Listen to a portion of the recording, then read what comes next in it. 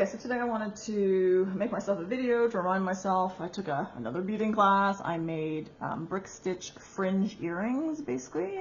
These are not the ones I had done a different set, but I wanted to remake these at home. I found I really enjoyed these. So I'm actually going to make them again and make myself a little video so I can remind myself of what the heck I'm doing.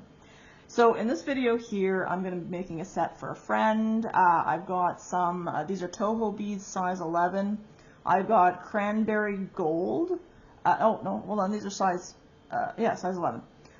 Cranberry gold right here. I've got the cream clear, I guess, AB is what I'm seeing here. And this one is fuchsia clear, okay, right here.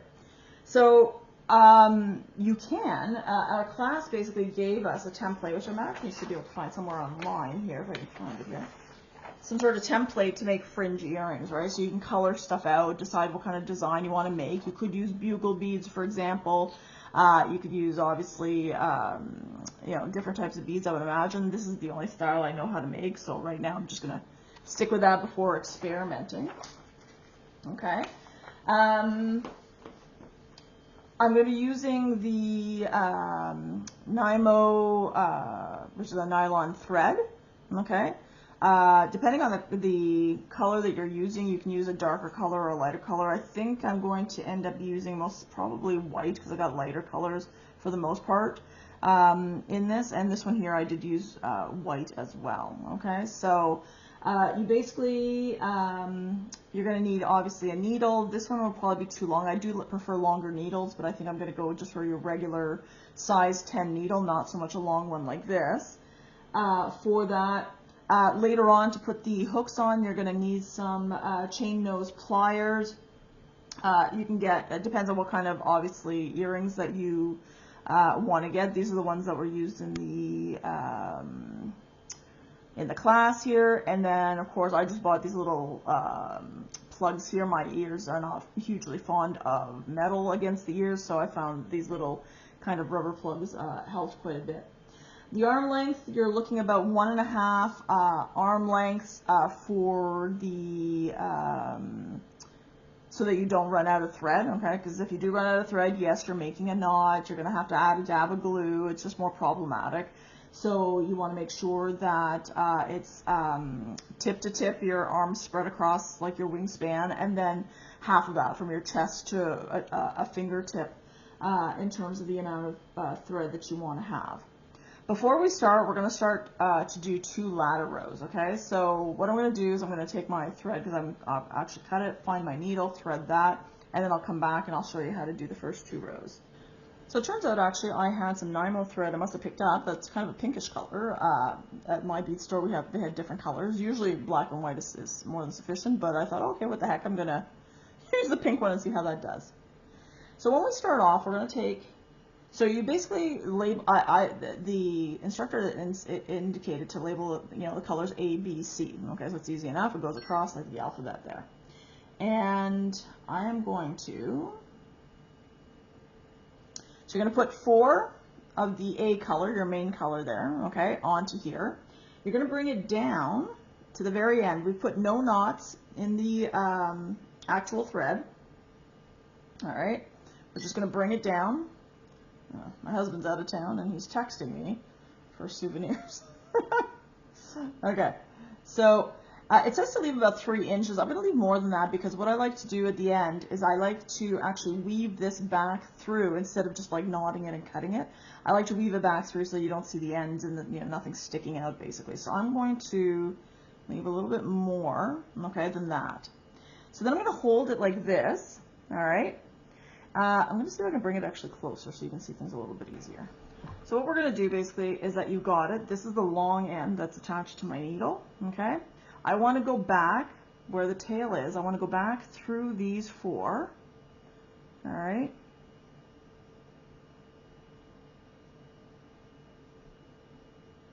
There we go, okay? Oop. Pull everything through, and of course, it's going to want a bunch of course. All right, so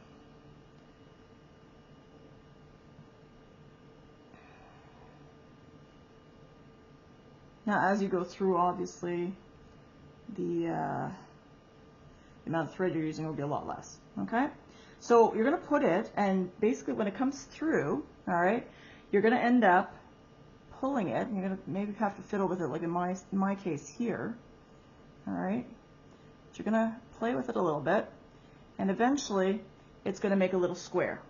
Okay, you're going to want to use that square because we're going to start off with that square very shortly. Okay, so this is going to be the beginning of your 2 ladder rows. Okay, and we're going to be working both rows to make the base, and that base basically is, all right here that we start.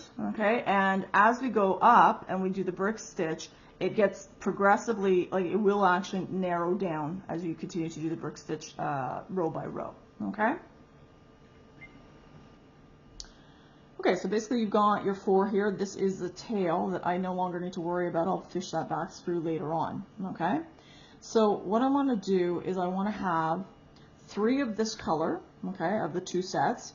I'm going to have 2 sets of this color. I'm going to have 1 set of this color, and then we're going to do the exact same thing on the other side. 2 sets of this color, 3 sets of that color. Okay, so the first thing I'm going to do is I'm going to take 2 of these, okay, and I'm going to look at where my working thread is that's attached to my needle. Okay, so it's going downwards. I am going to enter the beads through the opposite side. All right, so in this case here, hold on, where are we? There we go. All right, I pull those through. Okay, and they should. The first 2 rows are always the wonkiest, okay, so they should line up very nicely there, okay, which they do. Okay. All right, so then to secure them, so they're not all wobbly, I need to go back up through the 2 beads that I just literally added. All right, there we go, and now they are secure. So now I got to add the next one, and remember the pattern, I wanted to have 2 white ones. Okay. And so now that my working thread is on this side, I want to go upwards instead of downwards through them. All right, there we go.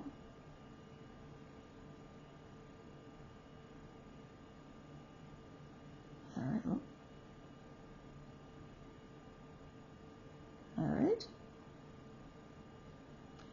And then I'm going to pass back through the 2 that I just added.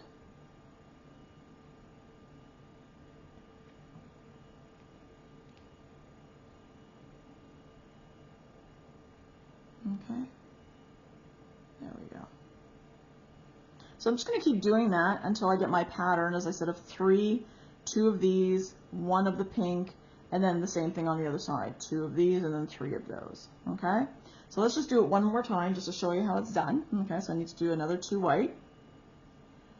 Look at the working thread. Oh, I'm trying to get one. There we go. Okay, working thread is going downwards, which means I'm going to go down this time on the opposite side. Okay. Yeah.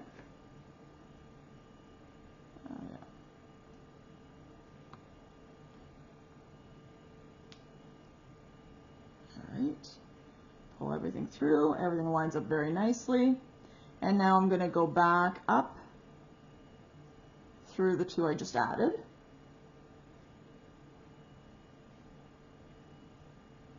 All right, there we go. So let me finish the pattern, okay? And I'll show you at the end what the 2 ladder lines look like before we start the next row. All right, so as you can see, I've finished, all right, I've finished basically the 2 rows of ladder stitch there. So now what we're gonna do next is we're gonna build up the triangle part, okay? So this part up here, okay, this half up here is what we're going to do next. And basically what we're going to do is that I put out the beads to mimic this row, right? So 3 of the cranberry, 2 white, 1 fuchsia, 2 white, 3 cranberry.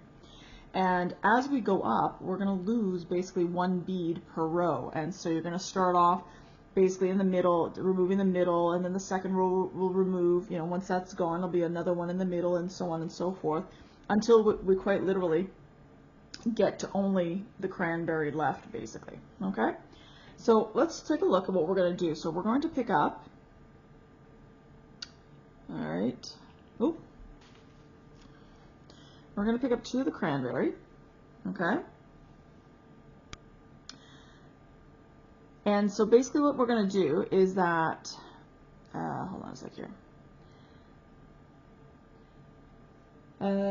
So we are going to eliminate this fuchsia bead, all right? It will not be in this row, all right?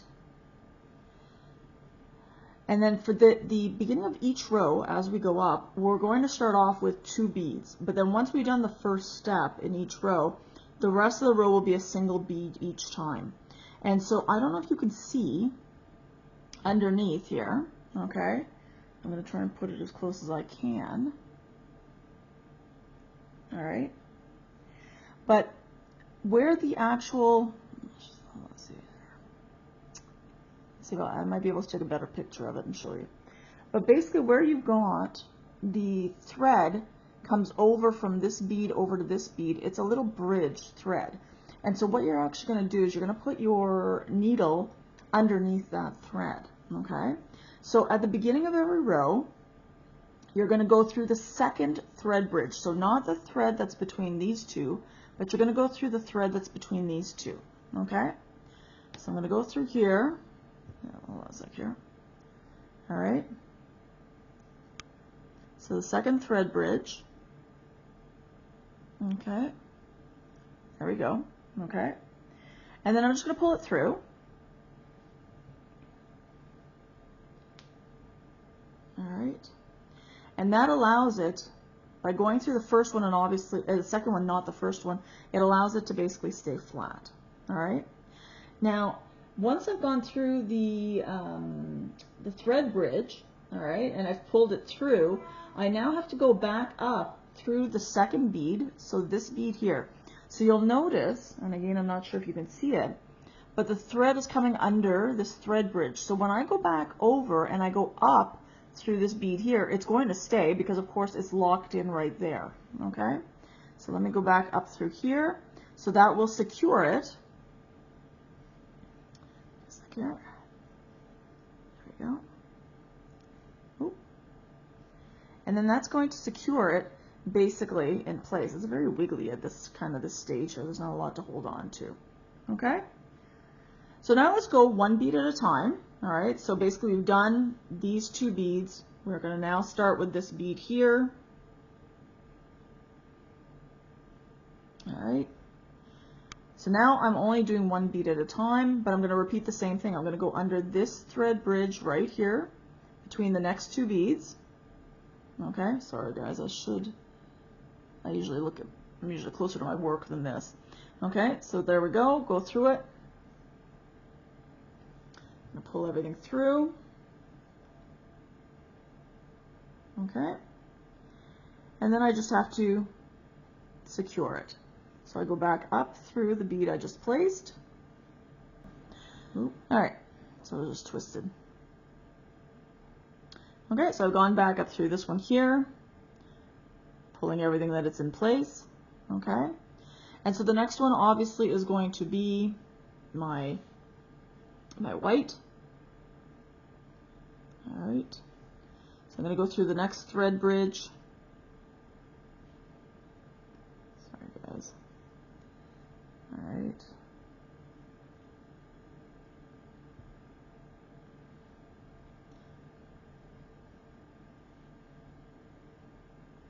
There we go. And then I just need to go back up through the one that I just placed. So we're going to do that all. I'm going to do that all the way along. Okay.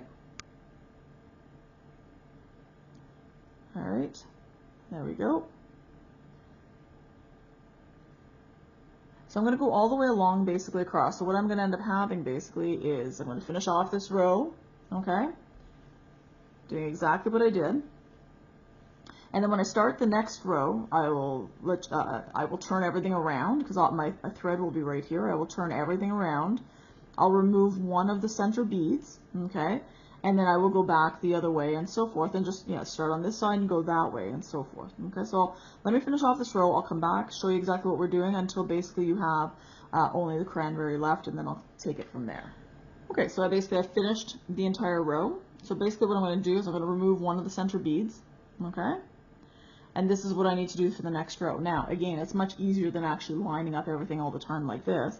What you do is that when you look at it, if it's on top of a cranberry bead, it's going to be cranberry. If it's on top of a white bead, it's going to be a white bead, etc., etc. Okay, so now I'm going to turn it over. All right, so because I like to work from the same side, I don't like to necessarily work backwards this way and that way, so I'm just going to turn it over, and I'm going to start again from this side here. So I know that my first two beads will be cranberry. All right, and again, because it's the start of the row, I'm not going through the first bridge. I'm going to go through the second bridge. Okay, hold on, I gotta be able to see this for myself. There we go. Okay, I'm gonna come through so that they can lay flat. And only for the first one, again, I go through the last of those two beads to secure it. All right, oh, there we go. There we go.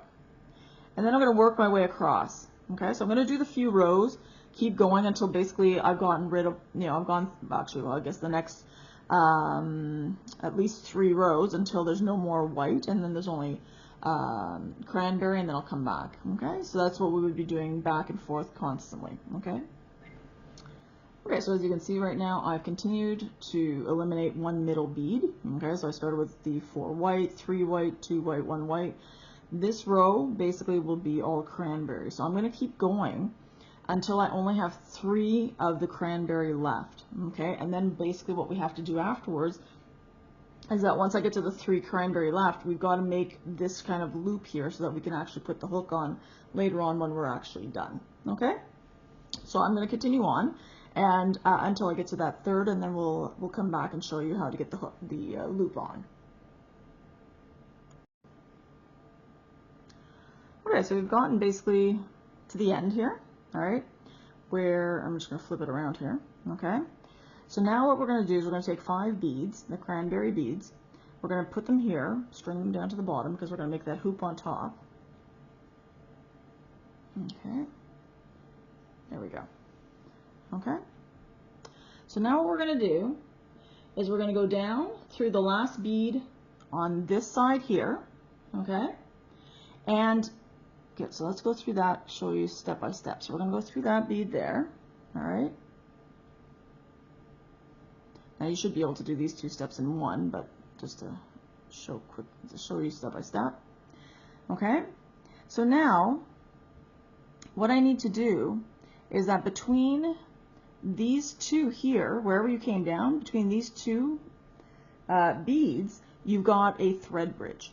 Okay, so you want to be able to come through because we want to be able to go back around, but if I were to go back around right now, all the beads, would come right off the thread. So I need to have some sort of anchor. Okay, so I'm going to need to look closely here because of course I can't see very well here.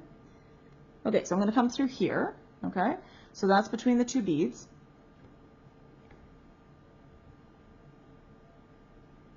All right, there we go. And then basically we're going to go back all the way this way here, and then all the way back onto this side. Okay, so you're not going to necessarily do it in one stretch because of course your needle is straight. So we're just going to do it in little bits and bobs, and it's no big deal. So we're going to do that.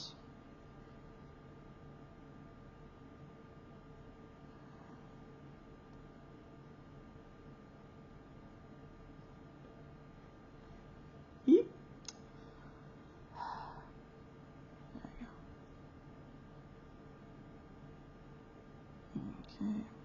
okay, what did I just do to myself here?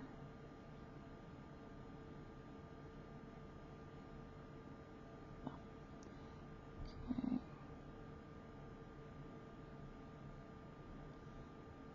So I've gone through all 5 plus the last bead on this side. All right. And just like the other side, I'm going to come through the loop between these two beads. I'm going to come through the bridge there and go back onto the other side. And I need to look closer because I can't see. I'm at that wonderful age. All right, there we go. Okay, so now let's go back. You want to make this part obviously extra strong because of the fact that obviously the weight and the jingling and all that other kind of stuff is going to, oh, the tail is caught in here. It's going to make a knot. There we go. All right.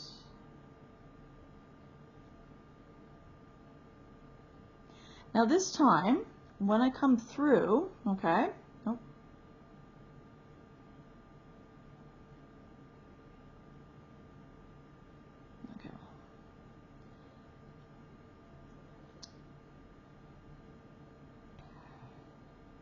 Okay, I want to be able to start the fringe. Oh shoot, you know what I should have done?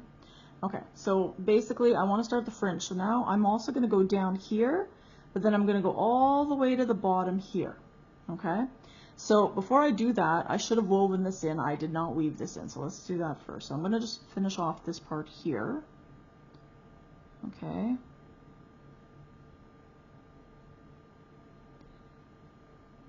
I'm just going to go part way down through here. Again, I should have gone all the way down, but I want some space to be able to do the weaving in. Okay, so I'll come back to this in a sec. I'm going to take off my thread. All right, so I'm going to leave that thread over there. I'm going to weave in, put in this thread. The problem with beading needles is that the hole is as wide as the needle. And you can't use those needle threader things because even though they fit through the hole, there we go. Even though they fit through the hole, they won't end up actually going back through with the thread. Okay, so what I'm going to do is I'm going to weave, and I want to kind of weave up and down just so that, you know, it just doesn't kind of pop out. Because if I were to cut it right here, you'd have a little bit of an end, and I don't like that. So let's go through, I'm going to go through maybe 2 of these.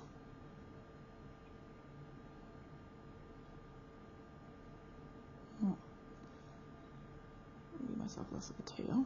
Hold on a sec. There we go. Alright. And then I'm going to jog across to this guy and go up 2. 1, 2. Okay, you want to make sure you can't see it going across, otherwise it kind of defeats the purpose.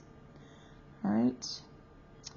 And then I think I'm going to go down to here. Okay. And what I'm going to do is I'm just going to cut it. Alright, there we go. Cut that there, throw that over here. Okay, so now that's nicely hidden. So now I can take my needle, go all the way back down through here.